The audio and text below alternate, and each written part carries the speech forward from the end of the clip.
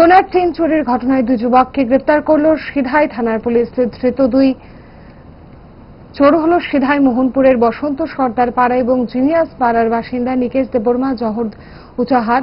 এই দুজনের কাছ থেকে 18 গ্রাম ওজনের সোনার চেইন উদ্ধার করেছে পুলিশ। গত 16 ফেব্রুয়ারি সিধাই থানাধীন ইন্ডাস্ট্রি বাজার এলাকার বাসিন্দা লিপিকা দেববর্মা বাড়িতে না থাকায় সুবাদে নিকেশ দেববর্মা ও জহর উজাহারের নামে দুই চোর লিপিকা দেববর্মার সোনার চেইন চুরি করে নিয়ে যায়। লকার এবং ঘরের তালা ভেঙে চুরিকাণ্ড করে দুই চোর। এই অভিযোগ পেয়ে সিধাই থানা তদন্ত শুরু করে এবং রবিবার এই ঘটনায় দুই চোরকে গ্রেপ্তার করে চুরি করে আর সোনার চেইনটি উদ্ধার করেন। এ বিষয়ে সংবাদ মাধ্যমের মুখোমুখি হয়ে জানান সিধাই থানার ওসি মঙ্গেশ পাটারি।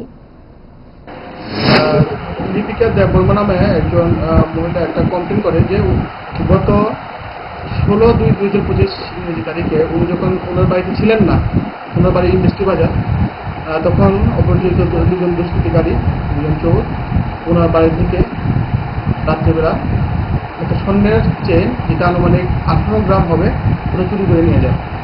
তো সেই অনুসারে উনি ওই সময় বিভিন্ন পাড়া প্রতিবেশী জানিয়েছেন। তো সন্দেহজনক ভাবে দুজন লোকের নাম উঠে আসে। পরবর্তী সময় পিএসকে খবর দেয়।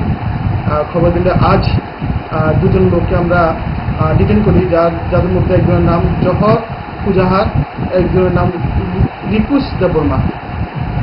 ওদের একজনের বাড়ি জিনিয়াছড়া, একজনের বাড়ি বসন্ত সর্দার পাড়া। ওদের দুজনকে আমরা ডিটেন করে জিজ্ঞাসাবাদে ওরা স্বীকার করে এবং ওদের কাছ থেকে এই স্বর্ণের চেইনটা আমরা রিকভারি করি। আমরা তাদের বিরুদ্ধে একটা মামলা নিয়েছি, মামলা গ্রহণ করেছি এবং তাদের আমরা আগামীকালকে কোর্টে প্রেরণ করব।